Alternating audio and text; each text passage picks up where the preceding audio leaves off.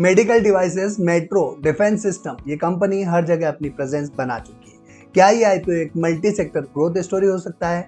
Industrial machine हो, medical devices हो या फिर हो डिफेंस सिस्टम, हर जगह इसका प्रोडक्ट यूज होता है। तो सवाल ये है कि क्या ये आईपीओ हिडन जेम है या फिर एक एवरेज लिस्टिंग कैंडिडेट। आज इस कंपनी का डिटेल्ड एनालिसिस करेंगे, जहां पर हम देखेंगे कंपनी का पूरा business model, IPO detail, financials, revenue model, तो वहीं कंपनी की वैल्यूएशंस भी जानेंगे और फिर अंत में जानेंगे कि इस कंपनी के आईपीओ में निवेश करना चाहिए या फिर नहीं। इस कंपनी का आईपीओ रिव्यू शुरू करें उससे पहले अगर अभी तक आपने हमारा चैनल सब्सक्राइब नहीं किया तो जल्दी से चैनल सब्सक्राइब करके बेल आइकन प्रेस कर लीजिएगा और वीडियो को लाइक करना ना भूलें। तो चलिए शुरू करते हैं आज का आईपीओ रिव्यू, जहां पर आज की हमारी कंपनी है हाइनेस माइक्रो इलेक्ट्रॉनिक्स लिमिटेड, जिसकी शुरुआत 2007 में हुई थी। ये कंपनी डिजिटल इमेजिंग सॉल्यूशंस में काम करती है। सिंपल लैंग्वेज में अगर हम समझे तो ये कंपनी डिस्प्ले और रिलेटेड इलेक्ट्रॉनिक सिस्टम डिजाइन और मैन्युफैक्चर करती है, जो अलग अलग इंडस्ट्रीज में यूज होते हैं। कंपनी के अगर हम बिजनेस मॉडल की बात करें तो कंपनी ने अपने बिजनेस को दो मेजर सेगमेंट में डिवाइडेड किया हुआ है, जहां पर नंबर 1 पर आता है ऑफ द शेल्फ प्रोडक्ट्स। ये रेडीमेड प्रोडक्ट होते हैं जैसे TFT and LCD display module, touch screen display controller, cable assemblies, backlight drivers, मतलब जो बेसिक बिल्डिंग ब्लॉक्स होते हैं डिस्प्ले सिस्टम के, वो ये बनाती है। इसमें एक इम्पॉर्टेंट सेगमेंट है डिस्प्ले एनहांसमेंट सॉल्यूशन। इसमें कंपनी क्या काम करती है वो एक बार समझ लेते हैं। तो आउटडोर विजिबिलिटी के लिए high brightness model, extreme temperature में काम करने वाले display, EMI shielding for critical system, night vision capability जो डिफेंस यूज के लिए, एंटी ग्लेयर और एंटी रिफ्लेक्शन प्रोटेक्शन। ये सेगमेंट कंपनी को वैल्यू एडेड प्लेयर बनाता है। नंबर 2 पर आता है मार्केट स्पेसिफिक सॉल्यूशंस। ये कंपनी का हाई मार्जिन सेगमेंट होता है, जहां पर कंपनी कस्टमाइज सॉल्यूशंस प्रोवाइड करती है, जहां पर industrial grade display, medical grade monitors, transportation display जो ट्रेन और मेट्रोज में यूज होते हैं, तो वहीं defence and surveillance system. Format भी कस्टमाइज होता है, open frame, panel mount, rugged devices. अगर सिंपल लैंग्वेज में हम समझे तो क्लाइंट की रिक्वायरमेंट के अकॉर्डिंग ये कंपनी सॉल्यूशंस प्रोवाइड करने का काम करती है। कंपनी के प्रोडक्ट मल्टीपल इंडस्ट्रीज में यूज होते हैं, जिनमें इंडस्ट्रियल ऑटोमेशन, हेल्थ केयर और मेडिकल डिवाइसेस, ट्रांसपोर्टेशन यानी रेलवे, मेट्रो और ऑटो, तो वहीं डिफेंस एंड सर्विलेंस। मतलब बिजनेस काफ़ी डाइवर्सिफाइड है, किसी सिंगल एक इंडस्ट्री पर इसकी डिपेंडेंसी नहीं है।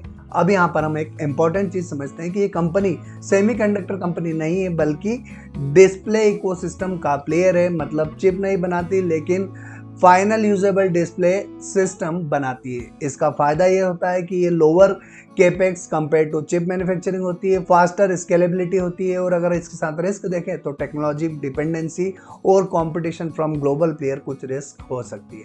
अब बात करते हैं इस कंपनी के रेवेन्यू मॉडल की, जहां पर इसके टॉप 1 कस्टमर से 29.56% की रेवेन्यू आती है, तो टॉप 5 कस्टमर से 75.51% की रेवेन्यू आती है, तो वहीं टॉप 10 कस्टमर से 84.51% का रेवेन्यू आता है। अगर सेक्टर वाइज रेवेन्यू की बात करें तो इंडस्ट्रियल ऑटोमेशन से 79.01%, तो मेडिकल एंड हेल्थ केयर से 17.57%, तो वहीं ट्रांसपोर्टेशन से 2.99% का रेवेन्यू आता है, जबकि डिफेंस सेक्टर से 0.43% की रेवेन्यू आती है। इस कंपनी की डोमेस्टिक सेल से 69.35%, तो एक्सपोर्ट से 30.65% की रेवेन्यू आती है। अगर इस कंपनी की हम स्ट्रेंथ की बात करें तो कंपनी की स्ट्रेंथ में diverse product portfolio, customize solutions capability, multi industry exposure, value added display enhancement technology, specially defence और मेडिकल एक्सपोजर जो लॉन्ग टर्म कॉन्ट्रैक्ट का पोटेंशियल रखते हैं।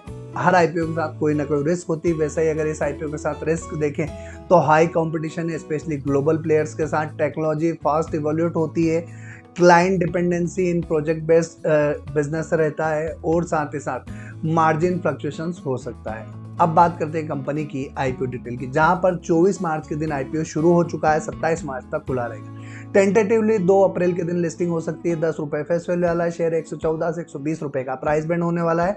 तो 22 करोड़ का आईपीओ साइज है, जिसमें से 19 करोड़ का फ्रेश इशू और 2 करोड़ का ओएफएस होने वाला है। बुक बिल्ड इशू टाइप है बीएससी का एसएमई आईपीओ, जहां पर मिनिमम इन्वेस्टमेंट 2,88,000 रुपये के लिए 2 लॉट में 2400 शेयर में करना होगा। अब बात करते हैं कंपनी की फाइनेंशियल्स की, जहां पर अगर असेट क्लास से शुरुआत करें तो कंपनी के असेट्स में अच्छी ग्रोथ देखने को मिल रही है, तो वहीं इनकम भी बढ़ती हुई दिखी। जबकि प्रॉफिट आफ्टर टैक्स की बात करें तो यहाँ भी ग्रोथ दर्ज की गई है। तो इबिटा की बात करें तो इबिटा में भी एक अच्छा इंप्रूवमेंट देखने को मिला है। नेटवर्थ 10 टाइम हो चुकी है, और वहीं रिजर्व्स की बात करें तो रिजर्व्स भी ऑलमोस्ट 5 टाइम से ज़्यादा हो चुके हैं। हालांकि इस कंपनी की बोरोइंग इसके लिए कंसर्न क्रिएट करता है। अब बात करते हैं कंपनी की वैल्यूएशंस की, जहां पर ये कंपनी 61.96 करोड़ की वैल्यूएशंस पर अपना आईपीओ लेकर आ रही है।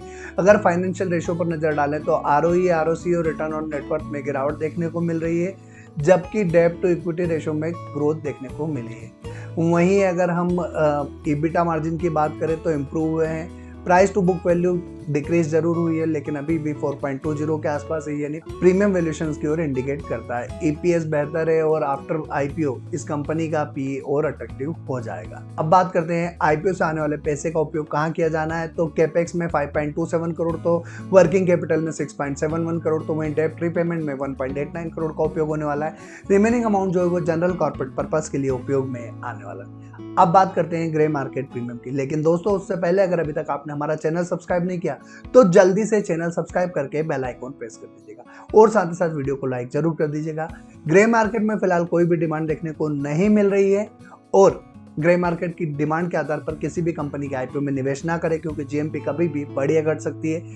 आईपीओ डिसीजन लेने के लिए हमने कुछ पैरामीटर डिसाइड किए, जिनकी सहायता से आज आप और हम मिलकर इस कंपनी का आईपीओ रिव्यू करने वाले हैं, जिसमें नंबर 1 पर आता है वैल्यूएशन। इस कंपनी के आईपीओ की वैल्यूएशन रीजनेबल नजर आती है। तो वहीं नंबर 2 पर आता है फाइनेंशियल्स। ओवरऑल कंपनी के फाइनेंशियल बेहतर नजर आते हैं, लेकिन इसकी डेब्ट एक कंसर्न क्रिएट करती है। नंबर 3 पर आता है पीयर कंपैरिजन। यहाँ पर इस कंपनी ने अपने कॉम्पिटिटर के रूप में किसी के साथ अपना कंपैरिजन नहीं दिया है। और नंबर 4 पर आता है ग्रे मार्केट की प्रीमियम। ग्रे मार्केट में फिलहाल इस कंपनी के आईपीओ की कोई भी डिमांड देखने को नहीं मिल रही है।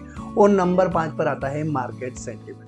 मार्केट का मूड माहौल धीरे धीरे सुधरता हुआ दिख रहा है, स्पेशली जब कल ट्रम्प साहब का अनाउंसमेंट आया, जिसमें 5 दिन तक वो कोई कार्रवाई ईरान के ऊपर नहीं करने वाले हैं। उसके बाद मार्केट थोड़ी सी राहत की सांस लेता हुआ दिखा, और फिर 22,800 के सपोर्ट के आसपास ट्रेड करता हुआ दिख रहा है। आज दिन के दौरान एक अच्छी तेजी देखने को मिली, लेकिन अभी भी अनिश्चितता का दौर बना हुआ है, अभी क्लियरिटी स्पष्ट नहीं है। तो ऐसे एनवायरनमेंट में सिर्फ उन कंपनी के आईपीओ में जिनके फाइनेंशियल्स अच्छे हो, जिनकी वैल्यूएशंस बेहतर हो, जिनका रेवेन्यू मॉडल स्ट्रांग हो, और जिनकी बिजनेस मॉडल अट्रैक्टिव हो, उन्हीं कंपनी के आईपीओ में निवेश करना चाहिए।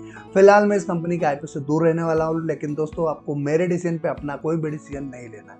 अपना डिसीजन सोच समझ कर लेना है, अपने फाइनेंशियल एडवाइजर से कंसल्ट करना है, और अपनी फाइनेंशियल कंडीशन देखने के बाद फिर डिसाइड करना है कि आप इस कंपनी के आईपीओ में निवेश करना जा रहे हैं या नहीं। दोस्तों अगर आपको ये आईपीओ रिव्यू वीडियो पसंद आया हो तो लाइक जरूर कीजिएगा, और अपने दोस्तों के साथ शेयर करना ना भूलें। आप इस कंपनी के आईपीओ में क्या करने वाले हैं, अप्लाई या फिर अवॉइड, जल्दी से कमेंट बॉक्स में टाइप करके बताइए।